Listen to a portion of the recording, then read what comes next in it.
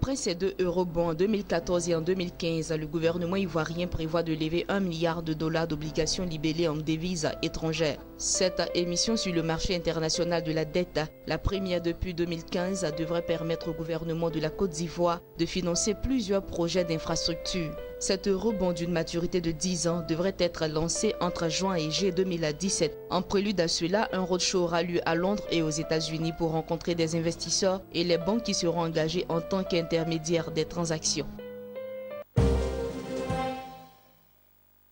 Le consortium Côte d'Ivoire GNL, qui a reçu l'autorisation du gouvernement ivoirien d'ériger et d'exploiter un terminal de regazéification de GNL, devrait démarrer la réalisation de l'installation dans la seconde moitié de l'année en cours. D'un coût global de 120 à 130 millions d'euros, le terminal est destiné à doper la capacité de production d'énergie de la Côte d'Ivoire, qui est un exportateur majeur d'électricité vers les autres pays de la sous-région ouest africaine. Le terminal devrait entrer en service courant 2018, ce qui ferait du pays le plus gros importateur de GNL en Afrique occidentale.